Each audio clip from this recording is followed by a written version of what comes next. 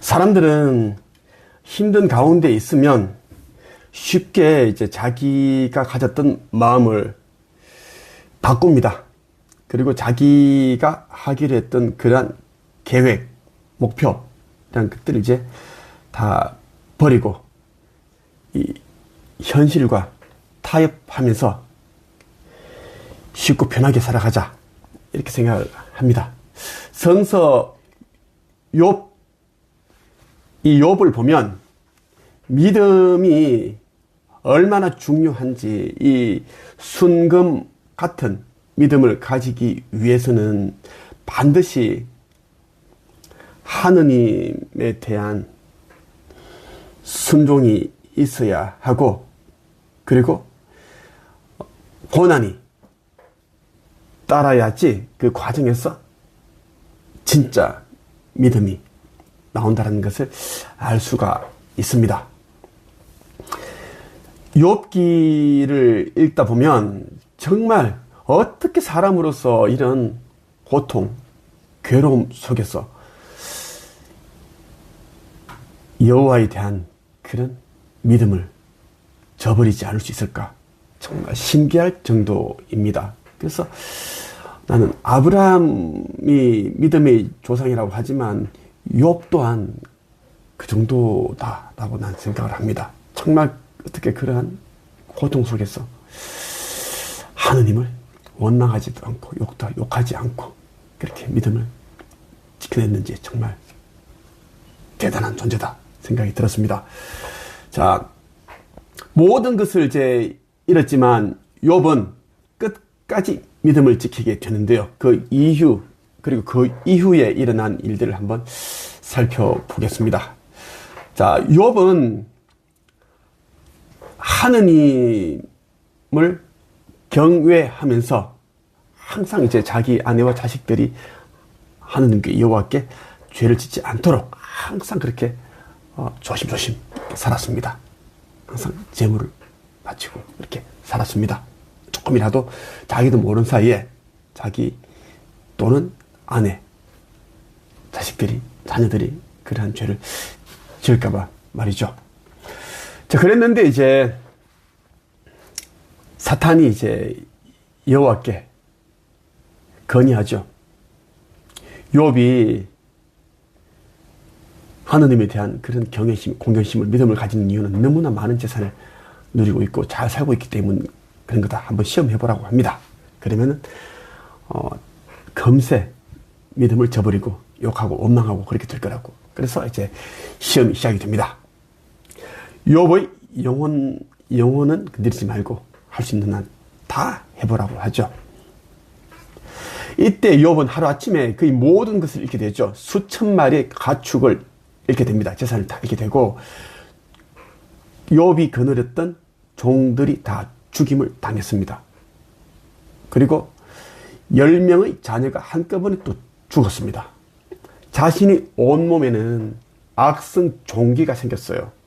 너무 간지러워서 기왓장을 가지고 막 몸을 벅벅벅 긁었다고 합니다. 냄새가 나고 피고름이 나고. 그런데 아내는 동정하지는 못할 망정 하느님을 저주하고 죽어라, 이렇게 막말을 합니다. 그리고 정말 너무나 친했던 그 친구들은 욥이 죄를 지었기 때문에 이런 벌을 받는 것이라고 또 비난을 합니다. 욥은 그러면서도 자신이 왜 이런 고난을 당하는지 알지를 못합니다.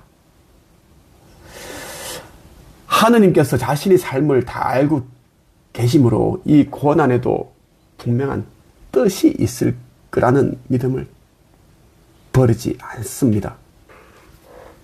대단하지 않습니까, 여러분? 욥은 이렇게 고백하죠. 그가 나를 단련하신 뒤에는 내가 순금같이 되어 나올 것이다. 수천 마리의 가축이 한순간에 하루아침에 다 죽어, 종들이 다 죽어나가, 10명의 자녀들이 한꺼번에 죽음을 당해, 제 온몸에 종기가, 악성 종기가 나서 벅벅 몸을 긁어야 되고, 피눈물이 날 정도로 괴로움을 당하고 있습니다. 그리고 아내마저 나가서 하느님을 저주하고 죽어버려라 라고 하는 겁니다. 자, 우리가 이제 이 고난의 순간을 걸을 때 정말 앞이 안 보이고 정말 어떤 도움의 손길을 구할 수 없을 그때 거의 99.9%가 사람들이 하느님에 대한 믿음을 저버리고 배반하고 원망하고 화를 내면서 돌아가겠죠. 욥은 그러지 않았습니다. 자, 욥기 1장 21절에 보면 이런 구절이 있어요. 내가 모태에서 알몸으로 나왔으니 또한 알몸으로 그리로 돌아갈 것이다. 주신 분도 주님이시요 거두신 분도 주님이시니 주님의 이름이 찬송을 받으실 것이다. 이 말은 재산과 모든 자녀를 잃은 직후에 한 고백이에요. 이 믿음이 얼마나 큰지. 욥은 모든 것을 잃었습니다. 하느님을 원망하기보다 모든 것이 하느님으로부터 왔기 때문에 하느님께서 거두시는 것도 맞다라고 그렇게 고백을 합니다. 정말 대단한 존재다 라는 걸 내가 거듭 내가 이제 정말 내가 생각을 했습니다. 어떻게 사람으로서 이런 사람이 날 수 있을까? 이런 사람이 있을 수 있을까 싶어요. 욥기 2장 10절에는 이런 구절이 있습니다. 아내가 하느님을 저주하라고 말할 때, 그렇게 비난하고 할 때, 조롱할 때 이렇게 대답하죠. 우리가 하느님께 여호와께로부터 복은 받으면서 화는 받지 않겠느냐? 대단하지 않아요?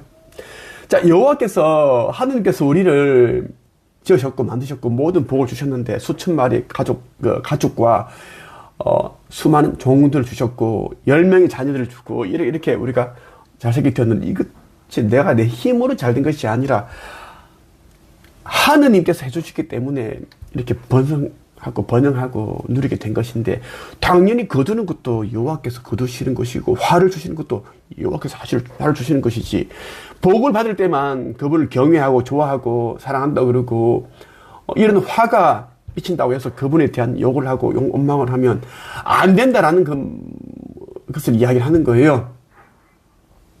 나는 정말 믿음은 복을 받을 때만이 아니라 고난 가운데에서도 하느님을 신뢰하는 것임을 보여준다라고 나는 생각을 합니다. 욥은 성경에서 가장 인내와 믿음의 대표적인 인물로 기억됩니다. 이 고백들이 욥이 했던 이 고백들은 고난이 끝난 뒤가 아닙니다. 가장 힘든 고난의 순간에 믿음을 고백했다라는 것, 이것이 진짜라는 것이다라는 말씀을 드리고 싶습니다. 나와 빛의 일꾼들, 아버지 하나님의 자녀들 중에 이제 나와 함께 하지 않지만 이 영상을 보면서 이때가 어느 시점인지를 알고 내가 누구인지를 알고 그렇게 하는 사람들은 우리가 욥이 가졌던 믿음의 10분의 1만큼이라도 우리가 가져야 하지 않겠는가라는 생각이 들어서 영상을 찍게 되었습니다. 내가 하는 말이 여러분들에게 10분의 1이라도 가닿았으면 좋겠다는 것을 한번 생각을 해보았고요.